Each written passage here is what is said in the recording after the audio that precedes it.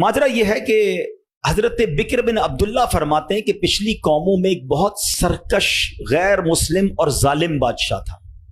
وہ اللہ پاک کی نافرمانی میں حد سے بڑا ہوا تھا. ایک مرتبہ ایک جنگ میں بادشاہ کو گرفتار کر لیا گیا.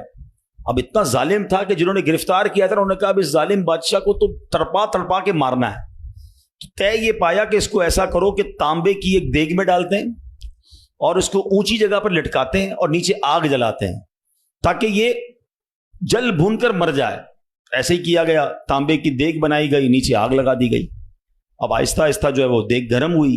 بادشاہ کی حالت خراب. پوری دیگ گرم ہو جائے تو جسم جھلسنے لگا. اس نے پہلے تو جھوٹے خداؤں کو پکارا، مگر جس ساری زندگی جن کے آگے پیشانی رگڑی تھی انہوں نے کیا جواب دینا تھا؟ کسی نے کوئی جواب نہیں دیا، کوئی مدد نہیں آئی.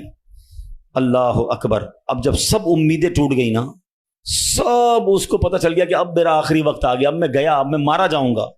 تو اب یہ بادشاہ جو تھا مسلمان نہیں تھا. اس نے مسلمانوں کے رب یعنی خداوند قدوس کو پکارنا شروع کر دیا. وہ کہتا ہے یا اللہ، یا رحمان، یا رحیم مدد فرما دے، اور بلند آواز سے لا الہ الا اللہ پڑھنا شروع کر دیا. اب بادشاہ نے اس مشکل گھڑی میں اللہ سے توبہ بھی کی کہ اللہ مجھے معاف کر دے اور بس مجھے بچا لے، اب میں تیری عبادت کروں گا، اب تک جو کیا مجھے معاف کر دے. بلند آواز سے لا الہ الا اللہ. اس دیگ میں بیٹھا ہوا ہے، نیچے آگ لگی ہوئی ہے. دیکھو کریم نے اس کی پکار کیسے سنی کہ بارش برسنا شروع ہو گئی. جیسے بارش برسی تو وہ آگ بجھ گئی، تو وہ گرمی تو آلموسٹ ختم ہو گئی. لیکن پھر اتنی تیز ہوا چلی کہ وہ دیگ رسیاں توڑا کر دیگ ہی اڑنے لگی. اچھا وہ بادشاہ لا الہ الا اللہ، لا الہ الا اللہ کی آوازیں بلند کر رہا ہے اور دیگ اڑ رہی ہے. اب دیگ اڑتے اڑتے اڑتے غیر مسلم قوم کا جو قبیلہ تھا وہاں جا کے گر گئی. اب جب وہاں گئی تو لوگ حیران کہ یہ کیسی دیگ ہے جو اڑتے ہوئے آ رہی ہے اور اس میں ایک بندہ بیٹھا ہوا ہے وہ لا الہ الا اللہ، لا الہ الا اللہ پڑھ رہا ہے.